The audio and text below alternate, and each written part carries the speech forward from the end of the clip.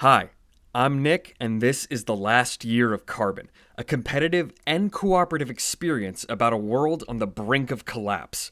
In The Last Year of Carbon, there's only a tiny amount of non-renewable energy left.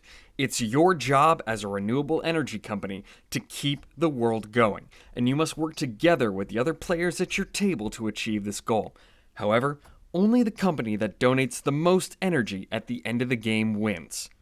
That's right, you must work collectively to survive, but individually to win. A box of The Last Year of Carbon contains the following: a rulebook, a rules mat, 4 player mats, 1 bag of factories, 1 bag of batteries, 1 bag of carbon pieces, 3 deck boxes, 1 for the spring-summer deck, 1 for the fall-winter deck, and a 3rd deck box that has both the summit deck and the news deck. 4 bags of energy cubes, 4 donation cups, and the carbon reserve box. Take everything out except for the carbon reserve box. Place the bottom box with our carbon reserve and the rules mat in the center of the table. Count out 25 pieces of carbon from the carbon bag and place them in the carbon reserve, like so. Place the bags containing the batteries and the factories next to the rules mat. Shuffle the news deck and place 3 cards face down on the rules mat. Each player gets a player mat, donation cup, and energy bag of the same color. Place your player mat in front of you with your energy bag to your left and the donation cup to your right. Shuffle the spring-summer deck and deal out 5 cards to each player. Place the deck somewhere near the center of the table. Next, shuffle the summit deck and deal 1 card face down to each player. Finally, each player takes 2 factories from the factory bag and places them on top of the lightning bolts on the factories part of their player mat. With that, you should be all set up and ready to play. Make sure your setup looks something like this. Each player should have a player mat, energy bag, donation cup, 2 factories, 5 spring-summer cards, and 1 summit card. General overview. The winner of The Last Year of Carbon is the player who has donated the most energy at the end of the game. You can take as many actions on your turn as you want, provided that you can afford them. Any energy you get that's not produced by a factory must be placed on an empty battery before you can use it. If you don't have a free battery to accept the energy disappears. In the event of a tie any time throughout the game, nothing happens. Any exceptions will be written on the cards. The Last Year of Carbon takes place over the course of 1 calendar year, beginning in spring. Each turn represents a single month of your company's decisions. At the start of each month, a news card is flipped, triggering an effect that may involve some, all, or none of the players. All players will then produce energy from their factories by placing 1 energy of their color on top of each factory. Then in clockwise order, each player will take their turn, starting with the greenest player. Interpret that as you will. At the beginning of your turn, you may choose to take 1 carbon from the central reservoir at the cost of discarding 1 card from your hand at random. Carbon taken from the central reservoir goes into your carbon reserve until it is spent. Like energy, you can spend carbon on anything: factories, batteries, cards, or PR, but carbon can never be donated. Imagine how that would look. A renewable energy company supplementing their energy by burning fuel. Whenever you spend carbon, place the spent carbon in your carbon footprint. Note that there are cards that can negatively impact you for having carbon in your footprint, and each carbon in your footprint will count as -1 energy against you at the final energy tally. After deciding whether or not you want to steal some carbon, the rest of the turn begins. On your turn, you may take as many or as few actions as you want. You can play cards,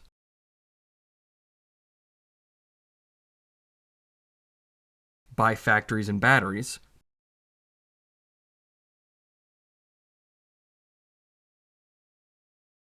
purchase public relation points, also known as PR,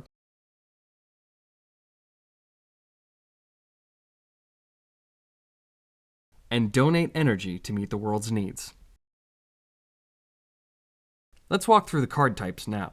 In both the spring, summer, and fall, winter decks, there are 5 different possible card types: PR, events, equipment, contracts, and awards. PR, event, and equipment cards are simple. You pay the energy costs in the upper right-hand corner, and then the card's effect occurs. PR cards allow you to buy PR for half off. Normally during your turn, you can spend 2 energy for 1 PR at any point. However, a PR card allows you to buy either 1 PR for 1 energy or 2 PR for 2. For event cards, you pay their cost, and then some sort of event occurs. This may either be refilling your batteries, drawing a number of cards, or affecting your or someone else's player mat. For equipment cards, you pay the card's cost, and then the card stays in front of you. This might either have some sort of effect that you can do once a month or once a season, or you can discard said card for a one-time effect. Contracts and awards are a little bit special. Let's go through them now. A contract has a timer in the upper right-hand corner, also known as its due date, then has a goal, funding, and a penalty. The goal is what you must accomplish by the contract's due date. When you accept the contract, you are given funding up front to complete it, and if you fail to complete it, then you suffer the penalty. Now finally, we have awards. Awards have 3 different costs, either 0, 1, or 2, depending on which month you play it during a season. If you play an award during the first month, it's free. The second month, it costs 1. Third month, it costs 2. The award is a competition between you and the neighboring players. That is, the people to your left and your right. Whoever achieves the goal wins the award and wins the prize for winning said award. Contracts and awards resolve in play order from left to right. So whenever you add a new contract or award, place it to the right of whatever contract or award you played previously. Now, with all that being said, let's take a look at what a month would look like. First, we flip the news card. Next, the player everyone agreed was the greenest takes their turn.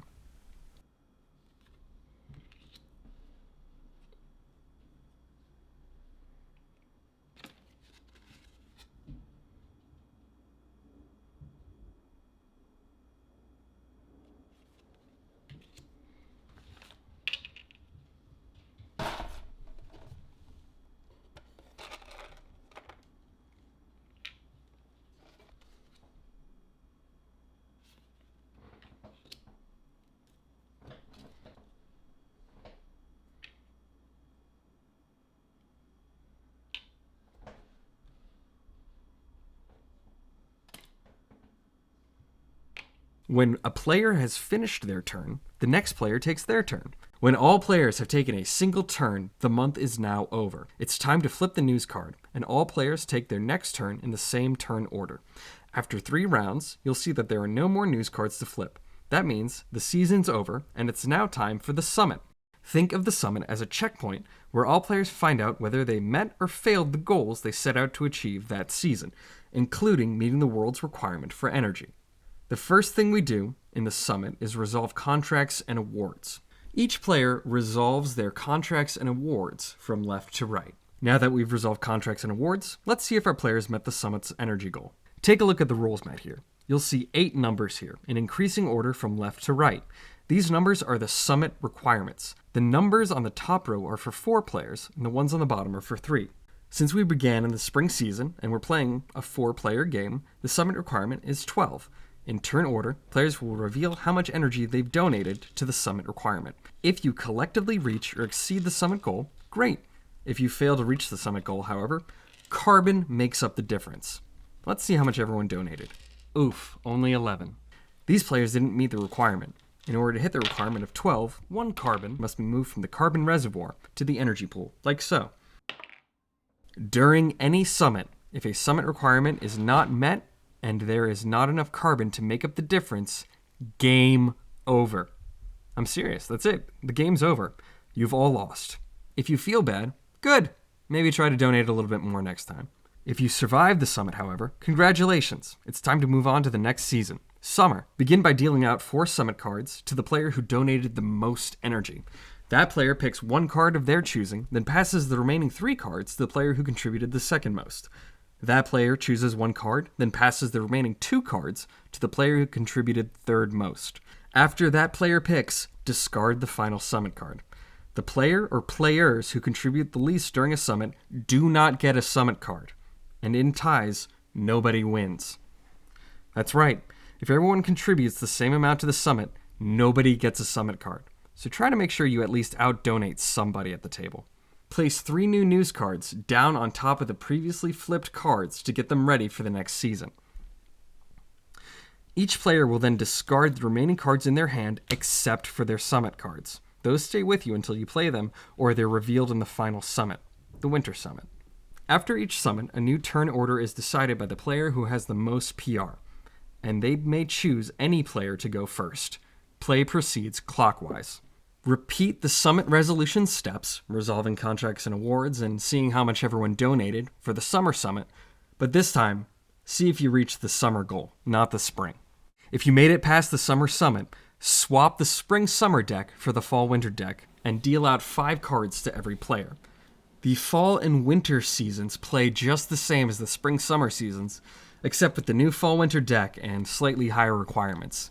The only difference is during the contract and award resolution step of the Winter Summit, you may reveal any of your summit cards that say Reveal at Winter Summit.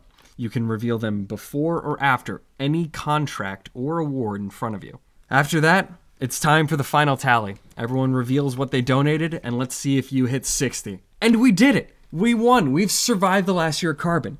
Now everybody takes out their color energy from the World Energy Pool, and everyone counts out how much energy they've donated throughout the course of the game.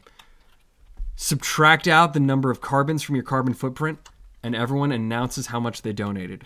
Whoever has the highest number wins. And that's it. That is the last year of Carbon. Thank you so much to everybody for helping us with our Kickstarter, helping us get the word out there, helping us play test.